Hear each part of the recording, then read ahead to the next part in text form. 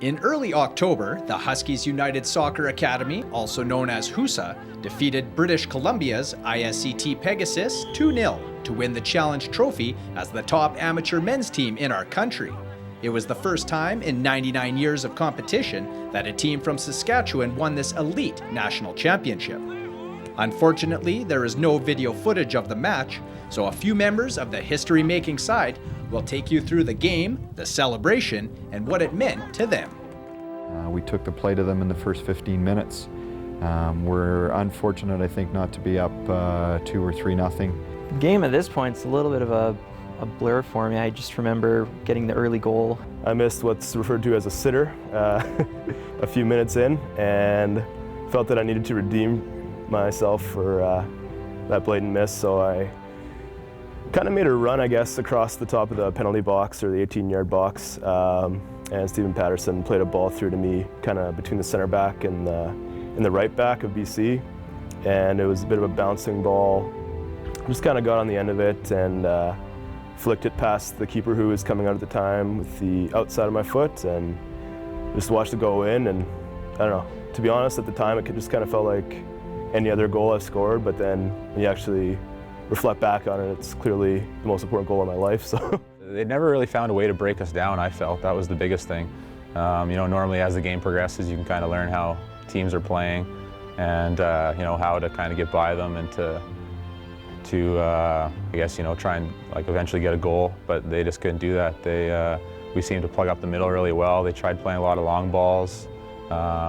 By the end of the game, it was pretty much them just passing around, almost around our defense. They couldn't get anywhere near our net. We all dug in, we weathered the storm, and we were able to counter on him for most of the second half until we got the second goal, and from that point, it felt pretty comfortable, and we defended well.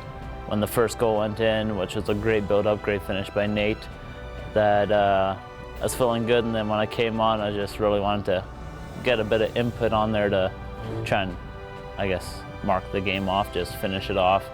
And I got a great ball through from Mike, and I was still pretty fresh-legged out there when it was in the 72nd minute. And so I don't really remember the play too much. I just remember I was going through the goal and I went to shoot the ball and I got hauled down. And then from the penalty there, Mike was able to slot it home.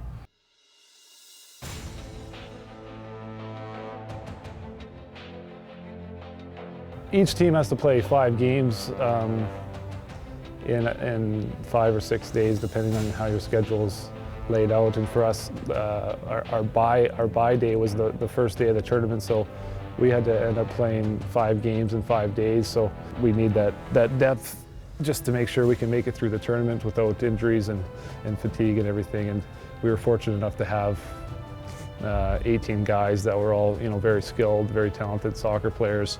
Yeah, they seemed to not have the depth that we had. Their substitutions, they were running low on their bench.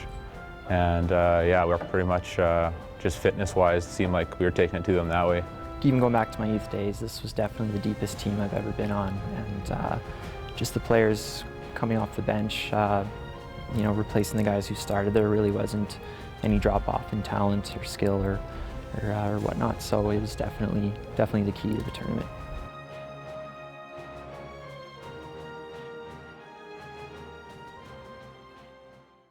Some players had to go home on the Sunday, and some players stayed the extra night. So I was one of the players that stayed the extra night, but I had also brought my wife along with me, who was pregnant at the time, and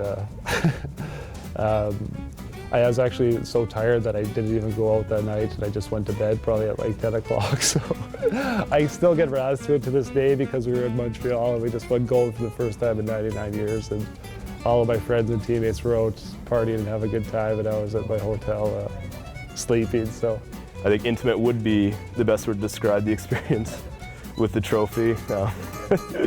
There's lots of love passed from the team in the direction of the trophy, so I feel that it was reciprocated though. So I don't know if I can say that on camera, but it was all over the place. It was doing some dancing, some drinking, a lot of pictures.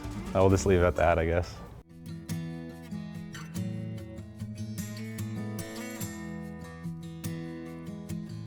It's one thing that might never happen again for 99 years. Who knows? But like, I don't know, we got a good group of guys here, so hopefully we can strengthen the team and make a run for it again next year is the plan. It's probably third or fourth. No. You know, it's definitely up there as one of the top, you know, one or two things that I've done in my career. I'm really passionate about soccer in Saskatchewan, and you know, it's quite unbelievable actually that we haven't won something in 99 years, regardless of the fact of our population size or whatever you want to attribute it to. Because I think in the past we have had teams that were talented enough to win, and some things I think we were fortunate to have happen to us, but other things I think we created that fortune for ourselves. I've been to men's nationals 3 or 4 times before, and just putting in the time and effort, you know, like training 3 times a week and a game or 2 a week, and then coming home with a 5th, 6th, or 7th place. And to making such a big jump to a gold medal this year, it was almost like just surreal, like just unbelievable. Yeah, to be honest, guys I hadn't talked to in, you know, over a year or two are the first guys who were like texting me congratulations after.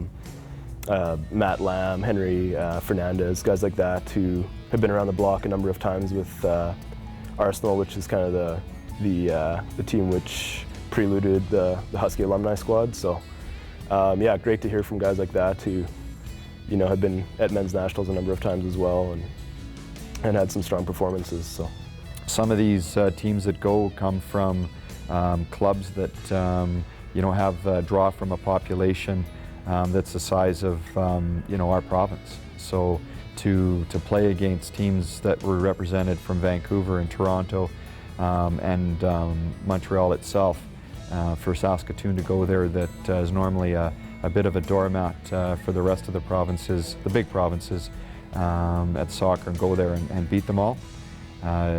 Fantastic job. For Shaw Sports, I'm Matthew Prefontaine.